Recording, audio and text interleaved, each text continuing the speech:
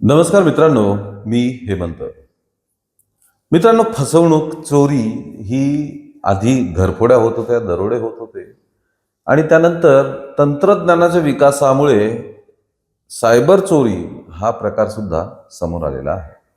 भूल थापा मारून, खोटं बोलून काहीतरी वेगळं चित्र निर्माण करून फसवणूक केली जाते किंवा मग आधुनिक तंत्रज्ञानाचा वापर करून हॅकिंग सिस्टम वापरून मोठी चोरी करण्यात येते. थेट तुमच्या बँक अकाउंटला हात लावता येत नसला तरी वेगवेगळ्या कमालीच्या पद्धती या सायबर भामट्यांकडनं, चोरट्यांकडनं वापरण्यात येतात. अशीच एक घटना छत्रपती संभाजीनगरमध्ये घडून आलेली आहे. पण पोलिसांच्या सायबर क्राईम विभागाने अतिशय सतर्कता दाखवून त्या चोरीचा डाव हाणून पाडला. इतकंच नाही तर चोरीला गेलेली रक्कम सुद्धा परत मिळवली. कसं आणि काय झालं ते आपण नक्की बघूया. त्याआधी आमच्या चॅनलला जरूर सबस्क्राईब करा.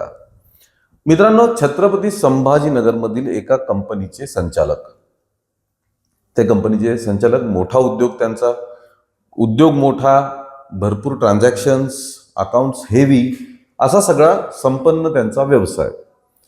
त्यांच्या मोबाईलवरती काल एक मेसेज आला की त्यांना वाहतूक विभागाने चलान मारलेलं आहे. सिग्नल तोडण्याचं किंवा नो पार्किंगचं असं कुठलं तरी चलान त्याला मारलेलं आहे. या संचालकांना वाटलं की ठीक आहे, झालं असेल म्हणून. त्या मेसेजमध्ये एक पेमेंट करण्यासाठी, म्हणजे ते चलान भरण्यासाठीची एक लिंक दिलेली होती. त्या मेसेजमध्ये लिहिलेलं होतं इतकं इतकं चलान आहे आणि त्या लिंकवरनं जाऊन तुम्ही ते चलान भरू शकता. संचालकांना वाटलं ठीक आहे, ताबडतोब भरून टाकू, उगीच ड्यू वगैरे आपल्यावरती पेंडिंग नको, म्हणून त्यांनी ती लिंक ओपन केली. लिंक ओपन करताच एक APK फाईल त्यांच्या मोबाईलमध्ये डाउनलोड झाली. डाउनलोड झाल्यानंतर त्यांनी लिंकवरती पेमेंट ऑप्शन शोधण्याचा प्रयत्न केला, पण त्यांना काही तो सापडला नाही. त्यामुळे त्यांनी म्हटलं की ठीक आहे, नंतर बघूया.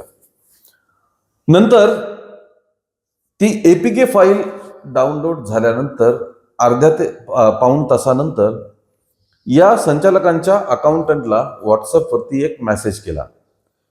त्या मेसेजमध्ये एक बँक डिटेल, इंडसइंड बँकचं एक अकाउंट डिटेल आणि ते सगळं लिहिलं होतं. आणि मेसेजमध्ये लिहिलं होतं की या अकाउंटवरती 1 कोटी रुपये ताबडतोब ट्रान्सफर करून टाका. कदाचित ही पद्धत त्यांची नेहमीची असावी की वेळ घालवण्यापेक्षा एक मेसेज करून टाकायचा आणि अकाउंटंट मग तसे व्यवहार करू शकतात. तो मेसेज वाचला अकाउंटंटनी, संचालकांच्याच मोबाईलवरनं आलेला होता, म्हणून मग त्यांनी ते 1 कोटी रुपये ट्रान्सफर केले. 1 कोटी ट्रान्सफर केल्यानंतर अर्ध्या पाऊण तासाने परत एक मेसेज आला की या अकाउंटवरती 4 कोटी रुपये ट्रान्सफर करा म्हणून. 4 कोटी रक्कम थोडी मोठी होती, पहिलेच 1 कोटी केलेले होते. त्यामुळे थोडं त्या अकाउंटंटला वाटलं की आपण सरांशी एकदा बोलू की या अकाउंटवरती इतके इतके ट्रान्सफर वगैरे करायचे, जे काय असेल. फक्त अकाउंटंटला वाटलं की हे मोठा व्यवहार आहे 4 कोटी रुपयांचा, म्हणजे आपण त्याआधी एक शब्द बोलून घेऊया. म्हणून त्यांनी संचालकांना फोन केला की असं ट्रान्झॅक्शन करतोय म्हणून. संचालक म्हणाले की मी असा कुठलाही मेसेज तुम्हाला पाठवलेला नाहीये. अकाउंटंट म्हणाले की तुम्ही तर थोड्या वेळा आधीच 1 कोटीचा ट्रान्सफरचा मेसेज पाठवला होता, ते मी केले सुद्धा. संचालक म्हणाले 1 कोटीचा सुद्धा मी मेसेज केलेला नाहीये, तशी कोणतेच तुम्हाला ट्रान्झॅक्शन मी करायला सांगितलेले नाहीये. मग अकाउंटंटने तातडीने त्यांच्या मेसेजेसचे ते स्क्रीनशॉट काढून त्यांना पाठवले की हे बघा, तुमचाच मेसेज आहे म्हणून. मग त्या संचालक व्यक्तीच्या, डायरेक्टर व्यक्तीच्या लक्षात आलं की ही काहीतरी भानगड आहे. त्यांनी तातडीने आपला मोबाईल चेक केला. आपला मोबाईल चेक करताच त्यांना ते मेसेजेस खरंच दिसून आले आणि त्यांना शंका आली की हा काहीतरी सायबर क्राईमचा प्रकार आहे. सायबर क्राईमचा प्रकार आहे म्हणल्यावर त्यांनी ताबडतोब सायबर पोलिसांना छत्रपती संभाजीनगरच्या इन्फॉर्म केलं. सायबर पोलिसांनी सुद्धा तातडीने याची गंभीर दखल घेतली आणि त्यांनी ताबडतोब दिल्ली, नोएडा या ठिकाणच्या बँकांमध्ये तिथल्या नोडल ऑफिसर्सला तातडीने कॉन्टॅक्ट केला. या प्रक्रियेला, म्हणजे एखादं ट्रान्झॅक्शन झाल्यापासून काही काळापर्यंत जो वेळ असतो त्याला गोल्डन आवर्स असं म्हणतात. गोल्डन आवर्समध्ये बँका ह्या स्वतः सुद्धा इंटरफेअर करून त्या व्यवहारांमध्ये काही बदल करू शकतात. मग पोलिसांनी तातडीने नोडल ऑफिसर्सला कॉन्टॅक्ट केला, त्यांना घडलेला सगळा प्रकार सांगितला. कारण 1 कोटी गेलेले होते ऑलरेडी. संचालकांना फार मनस्ताप होत होता. 1 कोटी फार मोठी रक्कम आहे.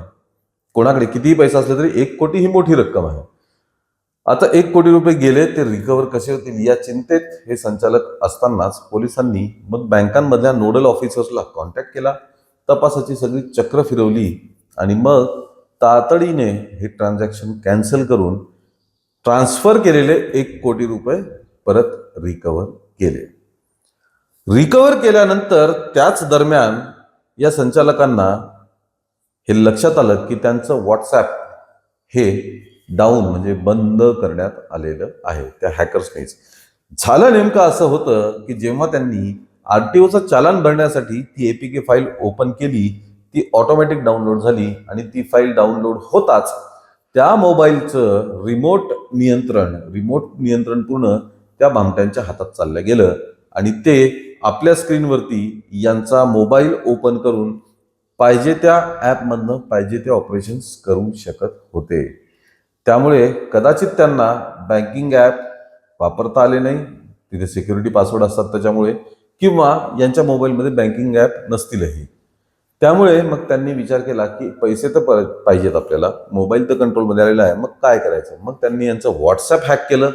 व्हॉट्सॲप हॅक करून अकाउंटंटला मेसेज देऊन तिथनं ते पैसे आपल्या अकाउंटला ट्रान्सफर करून घेतले.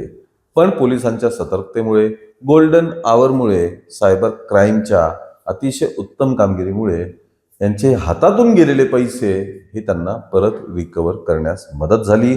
त्यांनी तातडीने सायबर क्राईम पोलिसांनी त्यांचे 7 अकाउंट गोठवले, फ्रीज केले, सगळे ऑपरेशन्स त्यांचे बंद करून टाकले आणि मग हा सायबर क्राईमचा फ्रॉड हा उघड झाला. मित्रांनो, अतिशय काळजी घ्या. डिजिटल तंत्रज्ञानामुळे अतिशय सुविधा निर्माण झालेल्या आहेत आपल्याकडे. पटापट ट्रान्झॅक्शन करू शकतो, सगळं करू शकतो. पण जिथे सुविधा निर्माण होतात तिथे धोके सुद्धा निर्माण होतात. कुठल्याही प्रकारची एपीके फाईल ट्रान्सफर करू नका, मोबाईलमध्ये डाउनलोड करू नका. त्यामुळे सतर्क राहणं या आधुनिक काळामध्ये अत्यंत महत्त्वाचं आणि गरजेचं आहे. तुमच्या माहितीत अशा काही सायबर क्राईमच्या केसेस असतील तर कमेंटमध्ये त्याबद्दल नक्कीच सांगा. या व्हिडिओला लाईक आणि शेअर करा आणि आमच्या चॅनलला ताबडतोब सबस्क्राईब करा. धन्यवाद.